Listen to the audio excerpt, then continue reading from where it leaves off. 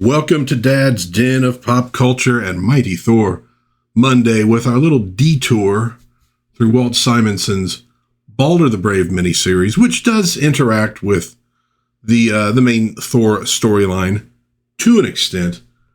We are on Balder the Brave number 3 from March of 1986. Let's jump into this one. By the way, good cover here. A Simonson cover. Look at that dude, Hagen or Hagen, however you want to pronounce it. There's Balder, the blade, etc. Kind of reminds me a little bit of his Manhunter there with that sword. We got the giants gazing at him. And who is that poor, lovely lady hanging there? That's Karnilla, Queen of the Norns, who has fallen on hard times.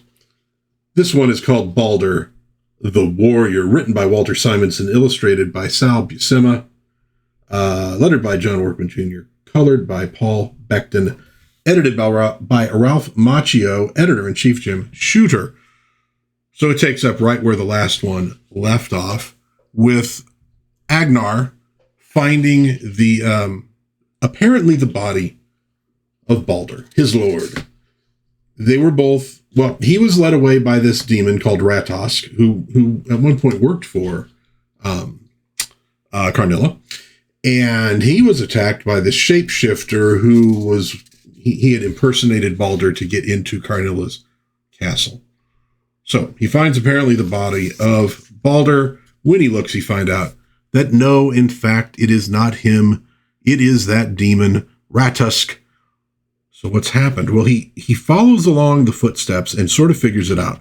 Balder goes with him because he said he had a way into the castle of Utgard-Loki, who is the one behind all this. He is destroying the allies of Asgard, and then he will destroy Asgard itself because he knows Odin is gone. So the defenses are sort of down. Well, Balder's not stupid. He knows he's being led into a trap, so he says, "You look really cold there. Let me give you my cloak and my helmet. And because I'm kind of a coward, you go first." And he runs in. It's I. Ratosk it is. Do not. And the storm giants there. Yeah. And that's the end of that little dude. And they think that it's Balder because they're storm giants and they're not very bright.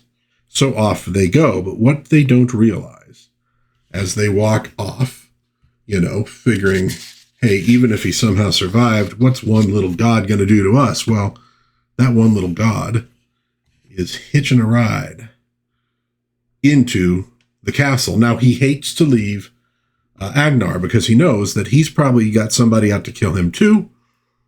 But he goes, this is my one chance to actually get in there. And that's why we rejoin Agnar saying, well, his footprints disappear right next to this giant one. So they're probably in the castle. He leaps off. He does some searching through the castle. And note, we got the little guy in the giant castle, very Jack and the Beanstalk. And I really like the folkloric sort of mythic feel. Well, of course, the mythic feel to the whole Simonson Thor run. But this has that sort of fairy tale thing going for it, which is just great. Well, along the way, he finds this little bird, a little sparrow, he says. Although it doesn't really look like a sparrow to me, but I don't know, maybe there's white sparrows. And he frees it because he's Balder and finds that it can't fly, so he decides to carry it with him. He's still looking for Karnilla. Now, what he doesn't realize, and what you might realize if you watched this the last time around, is that is Karnilla. She was changed into that bird, and her wings clipped by Utgard-Loki as a big joke. Well, it's extremely cold inside this castle. And the bird's going to freeze to death, and there's nothing he can do about it. And he starts concentrating, and he starts glowing. Now, remember, Balder, mythologically speaking, was a sun god. Also a god of like charisma and things like that. But, he was the beautiful god. But he did have a sun god aspect to him. You don't really get much of that necessarily in Marvel's version of the character. He's a warrior. He's a friend of Thor's from way back. Here's where they're sort of bringing him in line.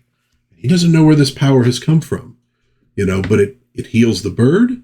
It heals the arm that was hurt by Hela. in the Thor comics that we just looked at. Kind of looks like he stole Iron Man's glove there a little bit. Anyway. And it creates the warmth and the sun, the light and all that other stuff. So, okay. He has solved that little problem, and we've kind of gained a new power for Balder. Utgard-Loki sitting in his iron throne. This is like the official sitting posture of a Marvel villain. It's that sort of menacing sprawl. You get it with Loki. You get it with Doctor Doom. Yeah. John Buscema uses it a lot. This is Sal Buscema. Same thing. So he's sitting there and he knows that something is wrong. He can just feel that something is wrong. And then what happens? Well, he says something is rotten in the state of Jotunheim. Very funny. Something's rotten in the state of Denmark. And he jumps up. Arg! He's just angry, throwing his wine. And he goes tromping off. And look at this art. Look at the way Buscema gives him weight and heft, right? Now, there's nothing there like a little tiny person to show how big he is, but he feels big there. He feels heavy. Just the way that was drawn and the way it was inked. It's a really nice job. So he goes tromping off to see what is going on. Somebody is here who does not love the frost giants, he says, and he finds Balder. And here, of course, we get, we could see the difference in size between these various characters. And Karnilla, in bird form, flies at him like she's going to peck his eye. And he's like, "What are you doing?" When he grabs the bird, "Do not slay the sparrow, Utgard-Loki." And in his hands, it changes back into Karnilla. Okay, so now Balder knows. Indeed, welcome, Balder, to the house of the frost giants. Since you have come so far to see our guest, we must arrange a suitable entertainment. What is the entertainment going to be? It is going to be, of course, a fight to the death. Meanwhile, outside, Agnar is scaling the walls, led there by Whiteface, the eagle. Here we have them in this little arena. You see the giants all gathered around. Some great faces there. And there is Balder down in that pit, preparing to fight. Now, who is he going to fight? Well, it wouldn't even be worth having him fight a giant because he's so small. So he's going to fight Hagen, who is a giant, storm giant blood, but he's a small storm giant. But he's also a sword master, and he carries the sword of Frey, the one that was hidden in Karnilla's palace that she could have given Balder. And here it is. Such a weapon in the hands of a master would make an invincible swordsman. To face the sword of Frey is to die. To attempt to escape without a fight is to doom Karnilla. And I like how we got his face up close and her in the background. Hanging there, that's how you draw a panel, boys and girls. And then look at that, the way it cuts across. Whoosh, look at that, the eye line. Well done. Okay, so Hagen goes in to fight him. He's mocking Karnilla. And Balder's having to use everything that he's got to stay out of the way of that sword. But he knows that eventually he's going to get tired. He's going to make a mistake. The magic sword will not. He's got to come up with something that's going to save him. He's got to change this fight up. So he runs, and they're, Balder's broken, coward, kill him, Hagen, kill him. He rips his shirt off, because he saw that in a Star Trek episode with Captain Kirk, and it seemed to work. But no, in reality, his shirt, his hauberk, has metal in it to help deflect sword blows. Doesn't really look like it, but I guess it's Asgardian engineering. He ties it into this thing, and when he makes a strike, he throws it, clunks him in the jaw, and that gives him his opportunity. That gives him his moment, his opportunity. He gets in close, and he wrestles the giant. Now you're thinking, the giant's thinking this too. Like, you are not as strong as I am, dude. But what he discovers is he's got some extra powers now. He can create this heat with his hands. And it burns his wrists. They're probably a little more sensitive to heat anyways. I mean, if we're D&D, it's like double damage from fire. But at any rate, it makes him drop the sword. Treacherous little worm. Hagen is a two-handed master of any blade. He does not need the sword of Frey to slay his enemies. You are a master with a sword, Hagen. You're only a master of evil, Darth. But Balder is the master of many forms of combat, and this combat is your last.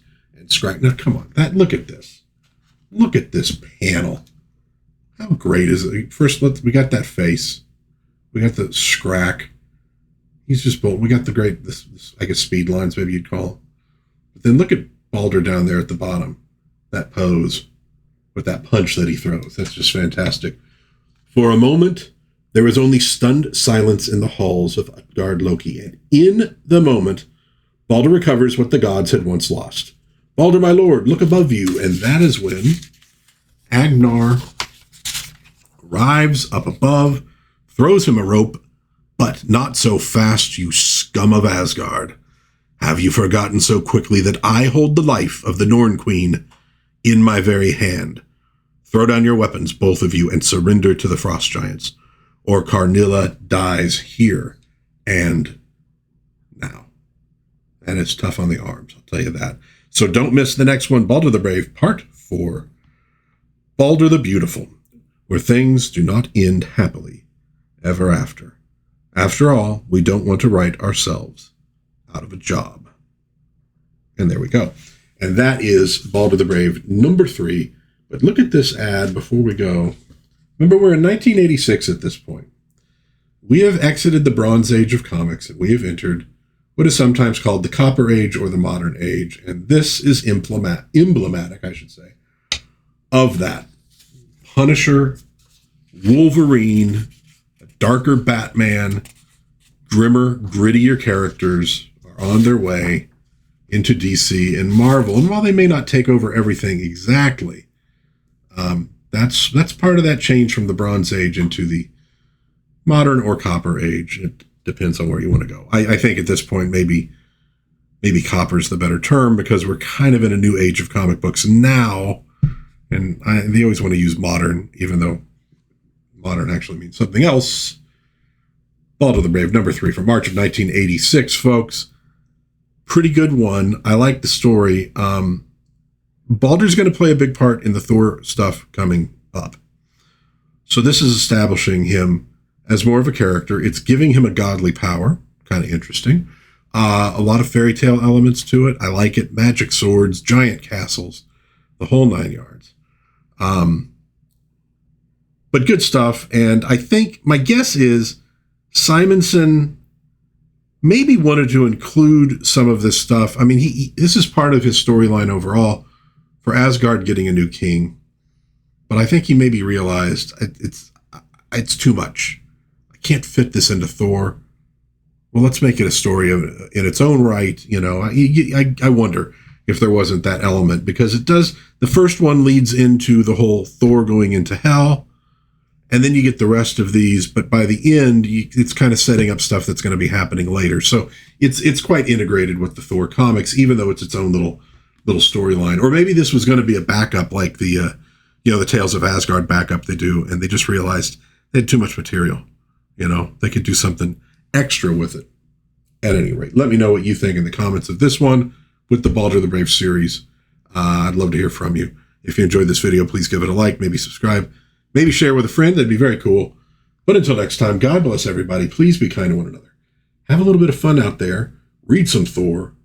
And I will see you again, hopefully soon, in Dad's Den of Pop Culture. Bye-bye.